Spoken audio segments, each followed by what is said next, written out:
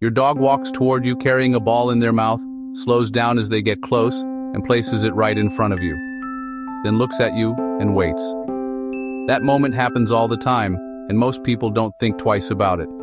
It looks like play, and it feels like a simple request for attention, so the reaction becomes automatic without any real thought. But that's not what's actually happening, and if you slow that moment down and really watch it, the approach, the timing, and especially the way your dog looks at you reveals something much more structured. And the meaning of that behavior is not in what they bring you. It's in what they expect you to do next. The emotional signal behind this behavior. The first layer behind this behavior is the one most people think they understand, but usually don't. When your dog brings something and stays close without urgency, they are not just asking for play. They are initiating contact in a controlled and deliberate way.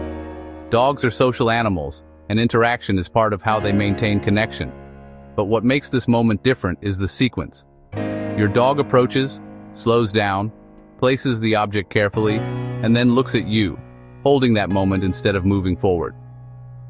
That sequence is not random.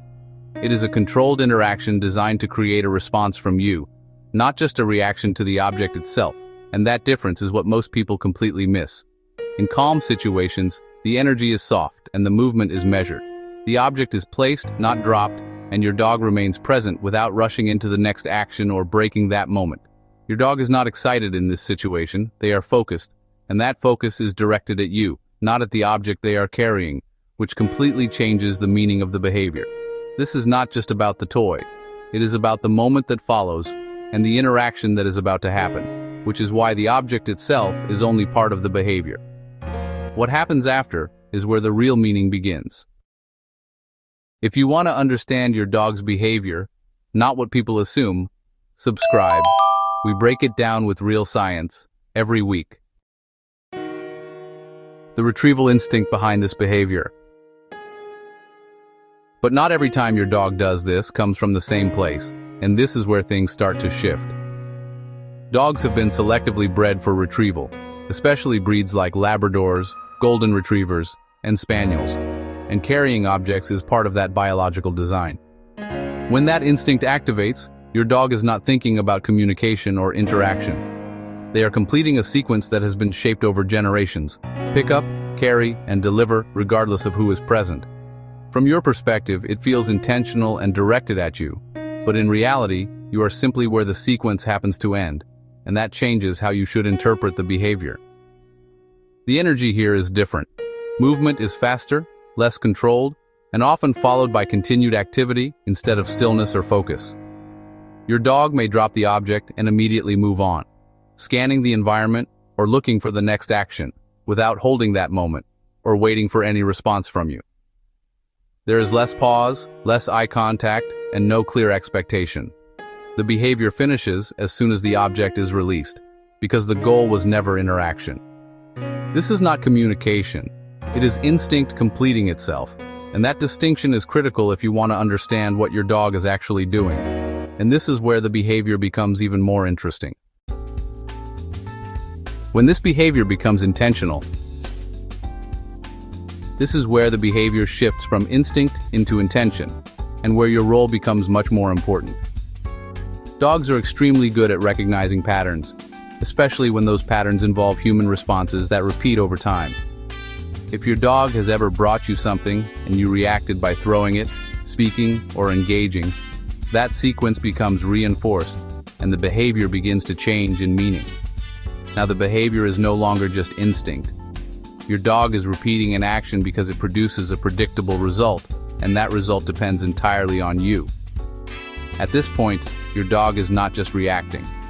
They are testing a pattern they know works and repeating it to trigger that same response again, which turns the behavior into something intentional. The key detail is the pause. Your dog places the object and then watches you, holding that moment with clear attention and waiting without moving forward. That stillness is not passive. It is expectation, and it reflects an interaction your dog has learned to initiate based on what has worked before. They are waiting for you to respond in a way they recognize, which is why some dogs repeat the behavior again and again, even with the same object. They are not bored. They are repeating a successful interaction loop that you helped create. But sometimes, your dog is not thinking about you at all. When it has nothing to do with you.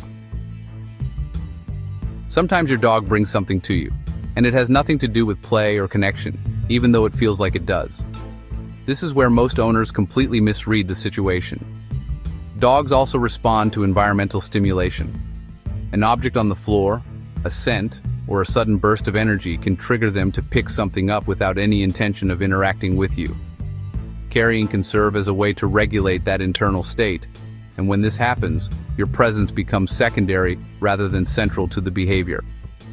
Your dog may walk toward you simply because you are nearby, not because they are trying to communicate anything or create a moment with you. The difference becomes clear in what happens next. A dog engaged in interaction will stop and wait, while a dog responding to the environment will drop the object and disengage quickly. There is no pause, no sustained eye contact, and no expectation. The behavior ends immediately because there was no interaction to begin with. This is not communication, it is regulation and understanding that difference prevents you from assigning meaning where there is none. So how do you actually tell the difference? How to read this behavior correctly.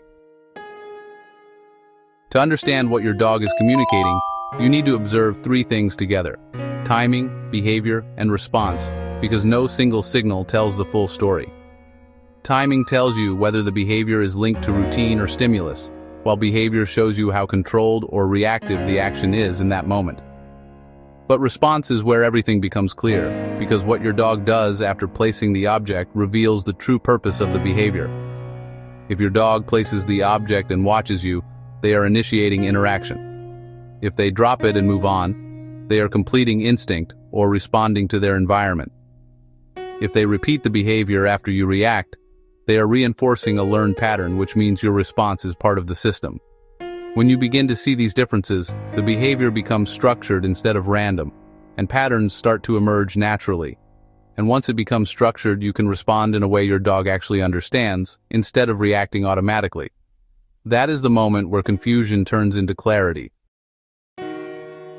Your dog bringing you objects is not a single behavior with a single meaning. It is a sequence that can come from connection, instinct, learning, or environment, and each one looks almost identical on the surface.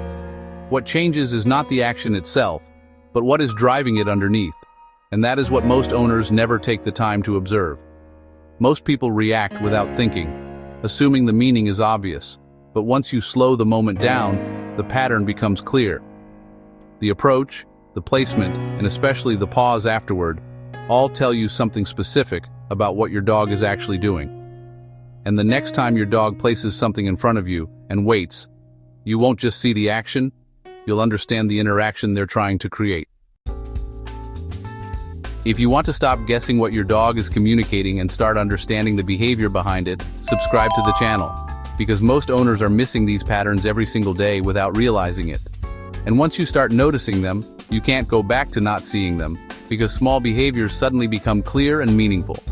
Your entire perspective on your dog's behavior begins to change as those patterns start to connect. Now I want to hear from you. What does your dog usually bring you? And when they place it down, do they stay and watch you or move on immediately? Because what they do after that moment tells you far more than the object itself.